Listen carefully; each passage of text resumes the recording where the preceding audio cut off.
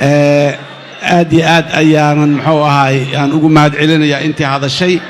هذا الذي حكمة لها قرحونا يردن والليري عربا عاو سيد الله وضع المعامل لبا مناسبات أو وين إسدول صارن واي مالنتي علنك عاو مالين مالين آدي أدو معنا بدن إنه يتايو آدي أدو وين مالين تكلنا ومالين تصل الشيء أو مانت أردن إلى دورك وحي كدن بي ساعد قفل بي إيجي سي أو أي لاي مغا ساع واي وادقي سنة قوان كينا والله الشيء سيدا صاحبتي مسؤولين تيجوا الرئي وشيغان قوش عاو صومالي أسوهيتي وكوين تاي وحلو نسبين كرقف هبلا اسكالها هبلا كان هبلا وحي وكوين تاي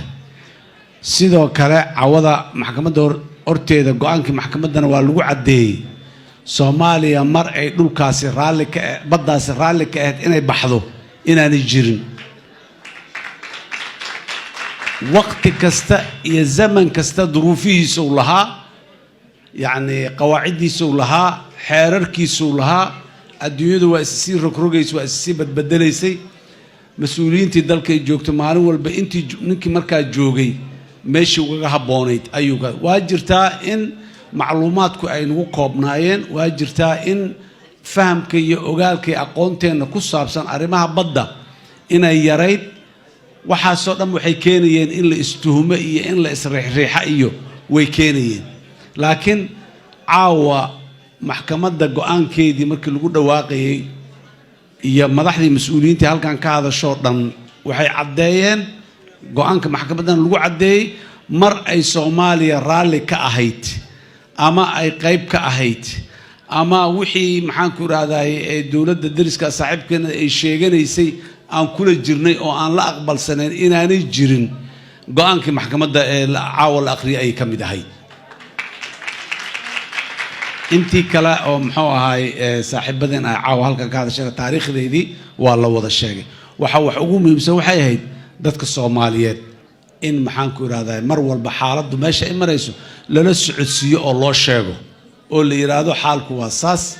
meesha saas maraysa waxa saas soo kordhay caqabadaas jirta wanaaggaas jiro meelaha qaarkood intaas oo ku saabsan xiriirinta iyo wax la socodsiinta ayaa laga gaabiyaan dhihi karaa laakiin ma jirin waxaan rabaa sidii madaxdii mas'uuliyiinta iga horeysay ay ugu mahad celiyeen inaan dhammaan مسؤوليين تدلك صوم مرتي ولا قصوا بلعب واجي محن كوراداي الله ونحرس محمد سعد بالرؤوف جوجي حررك النظام قبضوا أي صوب بالهودين إلى محمد عبد الله فرماجو وقدم بي أنت با بدأ أرميه ده مجي تماضو وحفي عن أي سوقبتين بولكيتي ده أصل إسسو صار أيانا عاوة أقل كيو دمستر وكوي مدي وحين هاد من نوي دمان دونان إن شاء الله إلهي إذن كيس سيدا هاد واي أرجع نمدان ويارني أو من نمدين وحكم إذا مثلا عرب أرتا أنت نسكون أنا سفي عن هالكان وأنا أحسه أقون تبدأ وأنا وياري ضد بدن أو صومالية أو حرر كبدأ أي حرر كعالم جا يقانو ما ننهلن oo haddana practice gareeyay oo soo galay oo shaqooyin soo qabtay heer caalami ah sidaas daraadeed gabadha looyarada noo ahayd munasharman iyo Allah u naxariistay maxamed cumar saalixi oo aan dhika anu kullayba intii aan joogan ogaalahay aqoonta saalixi injineer loo Soomaaliyeed ma la kulmin aniga waa laga yaabaa inay jiraan laakiin lama kulmin Allah u naxariisto جنادي الله كورابي سالحي نوحو أها يعني أرنتان عوي عصر مرقدة يولولك يعليسك أي كويس عن القياس كرن إلى ما نت دمنينا واكجري كيسك وتاجنا الله ونحريسته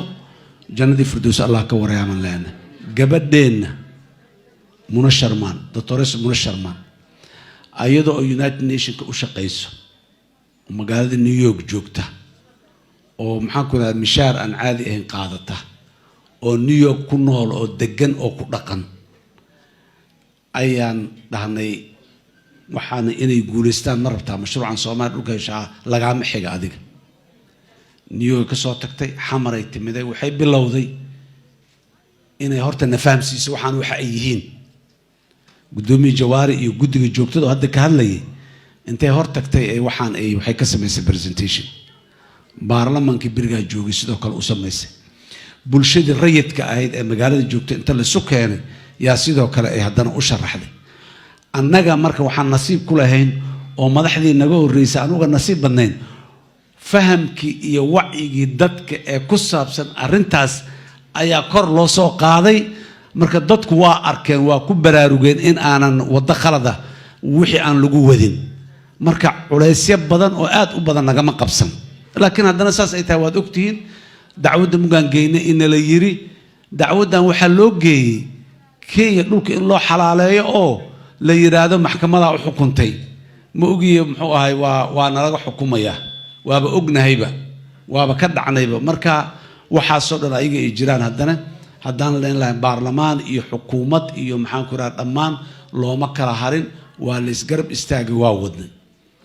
muna riskiye badan ay u gashay arintaas daraadeed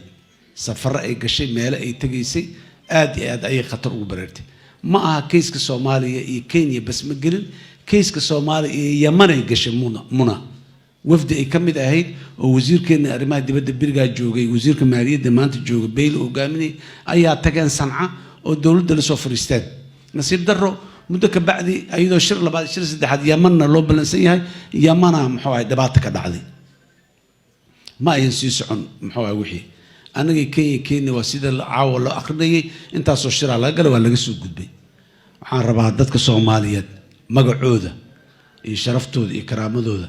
in lagu abaal mariyo maxaan ku raay gabadhaas iyo anigu shaqaale dawladda u shaqeynay madaxda iga horeysay siday ahaayeen wasiiradu siday ahaayeen dad mas'uuliyad qowsaaro dan la raaciyaan ahayn dantiina la raaciyaan daba joognay laakiin qofaan mas'uuliyadda loo dooran qofaan shaqaale rayida ahayn oo dawladda shaqaaleeda diiwaan gashan aan ahayn qof haysto nolol fiican iyo lacag aad iyo aad u tiro badan ee inta soo laalaabay yirmaya cadkan badda ee Soomaaliya si aan loo dhicin ama aanu u baxsanin ayaan u taagnaanaya waxaan filayaa ammaan mas'uuliyiinteennii iyo dadkeennii dawladda ka tirsanay ay mudan yihiin ka badan ayay gabadhaas iyo Allah u naxariistay injineer Saalixiba ay mudan yihiin waxaan rabaa inaan si guud aniga waqtiga aan joogay intii ila shaqeyso dhawaa maasiin intii iga horeysay ee hawshan soo gashayna sida halkan looga sheegay waa maadsan yihiin laana meeshay keenan baan ka sii wadno anaga wax sii dul saarno intii naga dambeysay madaxweyne maxamed cabdullaahi farmaajo iyo raggiisina waa mahadsan yihiin iyaguna waa ku adkaysteen meeshii in lagu haayo oo hore loo sii wado madaxweynaha wax badan oo ku kala ra'yi duwanaha jiro madaxweyne farmaajo laakiin qadiyadan waa ku amaana waan uga mahad celinaa waxaa soo haray caawada on rabaa warkayga inaan ku soo koobo saaxiibkay walaalkii Cabdiraxmaan Cabdishakuur waxaan u malaynayaa caawa beej dhib badan oo muddo dheer soo furnaaya caawa la soo laabaya u malaynaa Cabdiraxmaanna waxaan ka rabnaa waa Soomaali waa taas waa laga dhaqay waana lagu xoreeyay haddii arrintaas wax kala maqneed waxay la maqneed inaad keentaa laga rabaa cudurdaarkii saaxiibkii Cabdiraxmaan caawada horta cudurdaarkii laga qaaday wallahi kiiskan badda balaayadan qoortana loo guliyo balaayada aan haysto mooyaane meel hebelan gaari lahayn waa sugaynaa caawa guul iyo wanaag aan u rajaynaynaa isaguna waa mahadsan yahay intii kale dadaalkan soo gasho dhanna waa mahadsan tahay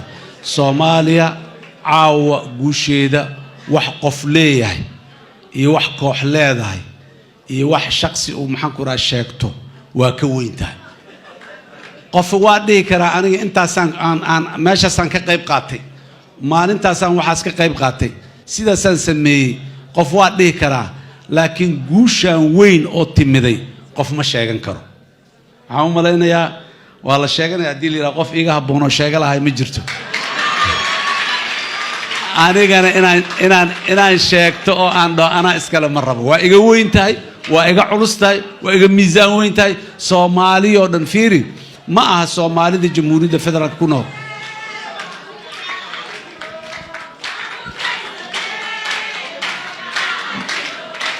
waa ma tinti ما شاء الله وما سنتين أرنتان قومية الصومالي قال لي هذا مالك السو يكون نوشة قومية مواطنين الصوماليين معها قومية الصومالي بقول كيف بقول مسلمين تا أفك الصومالي كو هذا الشيء مالك السو أي جوكتو أي جوشان إسكاله قوة نلان دونا هذا كبعد إيمان دونا إسكاله magaceena wada tacaawo dhan keyska magi la akhrinay waa dhageysanaysan maxaan ku yiraahdaa Sri Lanka iyo maxaan ku yiraahdaa iyo Myanmar iyo Bangladesh iyo in la soo xiganayo magacyadooda lagu soo celcelinayay laana keysas hore lagu guulaysto dhacay ahayd Soomaaliya sidaas oo kale ayaa mararka keysas noocaan la isku dacweeyo mar walba loo soo qaado doona oo la sheegi doona markasta oo magaceena la sheego annagu intaan noolnahay iyo kuwa dhalan doona intay nool yihiinba magacaas la sheegay guula la socotay guuldar lama socoto marka wax lagu faano lagu farxo la lahaado oo lahaanshiyahooda la dareemo waaye dadka Soomaaliyeed waxaan leeyahay dhamaantiin guul iyo wanaagan idin rajayna waxa soo hartay hal walaxa noo dhiman waa guulaysanay guushi meel yar aan baddi waa guusheedii waa soo hananay waa soo xiraynay meelan soo dhignay wixii yar yar oo ka dhidhiman oo wada xaajood iyo wada hadal iyo xaqiijin iyo inta mustaqbalka imaanaysa meel maanta laga qaluuci kara ma joogto si naashnaashina intii mustaqbalka la kulantaa si naashnaashi doonta hadii aliira maxaa noo dhiman dalka Soomaaliya doorasho ka dhacday doorasho nabadaha ka dhacday baarlamaan cusub madaxweyne cusub xukuumad cusub ayaa dalka timiday la isku madilin la isku qabqabsan la isla ma sheegan la isaga ma raaracsan intaasaa noo dhiman oo noo bilaabatay oo senataradii la soo doortay caawa ay halka nala fadhiyaan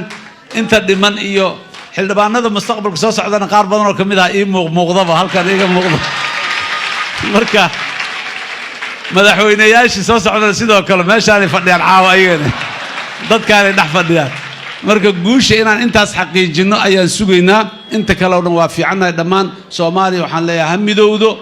dhibka iyo culayska Soomaaliya Allah ka qaado dadka Soomaaliyeedna u guntadaan inay iska qaadaan iyaga aad iyo aad ayaa u mahadsantihiin. Wassalaamu calaykum waraxmatullaahi wabarakaatuh.